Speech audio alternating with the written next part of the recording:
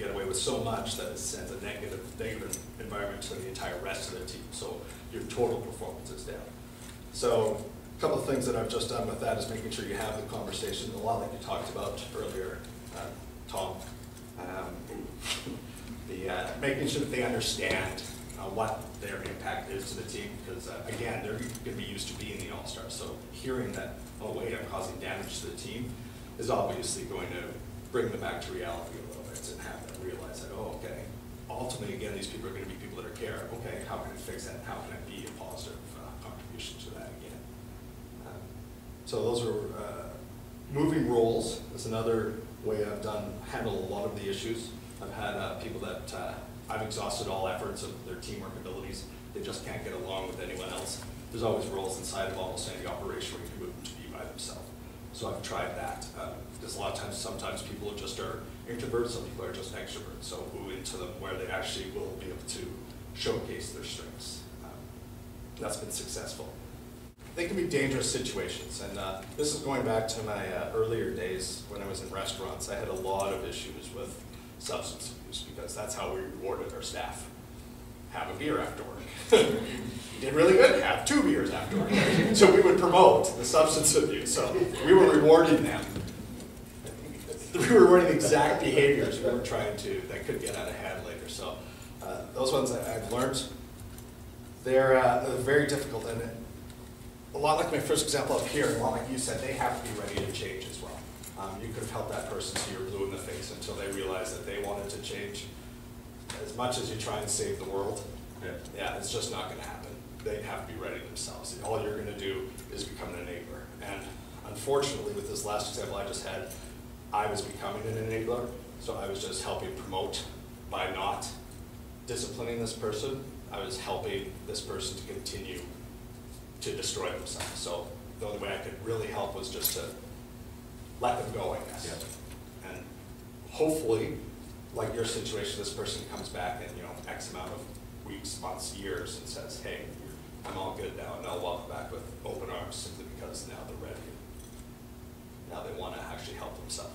Yeah, you gotta get to the bottom, and sometimes you gotta push them down. Yeah. Instead of backwards as it sounds, like whatever they say about recovery, you have to hit rock bottom. Right.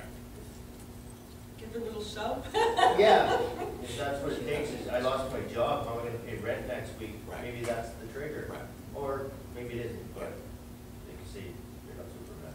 Yeah, and you have to exhaust all efforts too. I mean, like. You have to be very, very careful with that. Yeah, yeah, and that's why, because it's life. Like this gentleman. Back and bite into that. Right. Oh yes. Very good. And make sure, just on the side note, in all of these, make sure you have documentation. And always make sure that, whenever possible, have a witness as well. Because especially these bigger problem ones at any union environment or anywhere, if they're sometimes that far gone, you've lost them and they're just looking for a fight. So to cover your own butt, make sure you have a witness in there, make sure it's completely documented, make sure that they sign off on the documentation. You can say on it that they don't agree with what's been said, but at least it's been told to them. And that is very important, and being consistent with everyone. So making sure that it is 3 strikes.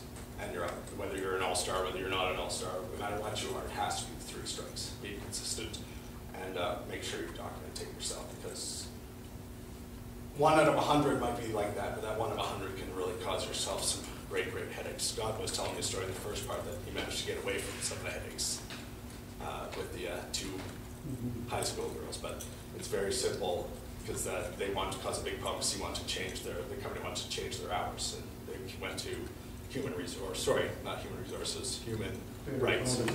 Right. And such a small thing, such a small problem, so to speak, just wanted to change their hours, and handled differently, he could have gotten in a lot of trouble, simply because it wasn't documented, or if, didn't have a witness or what have you. So make sure that you cover your own butt at the same time as well, because it only takes 1 of the 100, 1 of the 1,000 to really affect yourself as well. And one good way to cover your own butt is that if you suspect an employee of having a substance abuse problem, tell the upper management about it soon, and come back regularly to say, this happened today. You keep documenting it, you keep bringing it back to them so that they have to, they're aware of it. Right. So then if something happens, so the employee comes drunk and pulls this time, this time, this time, I told you about it, and it's documented, and you had it there. On this date, we had the conversation. So it's not only that you documented, but you are telling your upper management that this has happened. You can do the same thing with the union steward, and just keep everybody in the loop. And that way, it's not, I mean, first off, it gives you documentation that you can use to deal with it, but it also allows you not to be blamed, because frequently people that are substance abusers are going to try and turn that around against you, and can be quite good at you know, using human rights law against you as well. So that, because you have an obligation as a company to help once you discover you have fiduciary duty to help deal with the addiction. So if you can't prove that you've done that, then you're stuck with the problems even longer. Right. So. And yeah, just like my first story, it can escalate to a lot larger problem. Like let's say substance abuse, hops on a forklift, runs over another employee. I mean, now it's gone well beyond legal. Now you have to deal with that when you're trying to go to sleep at night. Exactly. That's So, the worst part of it is that other innocent people get hurt. right. And that's what you also have to try and remember too, because like you're saying, it's no one wants to deal with difficult people, but if you don't, and if you don't do it early, one of two things can happen. It can escalate, which makes it worse and harder to deal with, so you're just making your whole life harder, but it also can affect everyone else in the room very negatively in some situations, especially as it escalates. So you're doing yourself and the entire team and that individual justice by getting to the problem as soon as you possibly see it and trying to correct it immediately before it escalates and get to the root of the problem as quickly as you possibly can. Yeah, avoiding it is just going to grow and get worse and worse. My biggest problem is I hear a problem, now here's a solution. I'm day-to-day operations, give me a problem, here's a solution. Here you go, here you go. Most of the times they don't want that, don't need that. They just need you to shut up and listen to them. Empty the cup, so to speak, as we talked about earlier. Just allow them to vent, allow them to express their opinions, and just go from there. How do you get in the transition? This is a general question, and I'm fairly uneducated in this stuff. How do you get in the transition between suspicion and proof?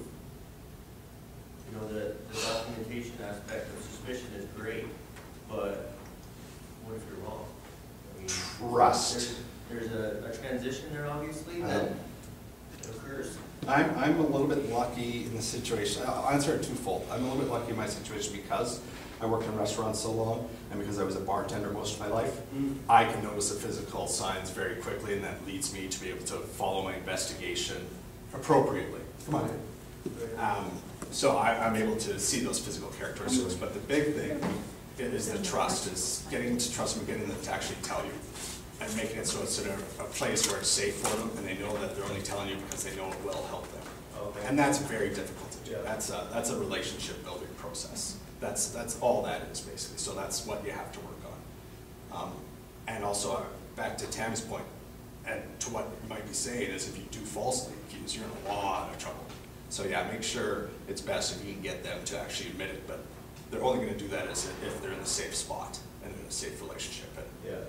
I'm sure I haven't got every single person to admit to me, but I've gotten, all the ones that I've suspected have admitted to me, and I have helped them for it. Sometimes I was successful, sometimes I was not, but usually the situation, without getting into psychology, they want help, and they're looking for someone to help them deep down somewhere, so they're willing to tell you about it.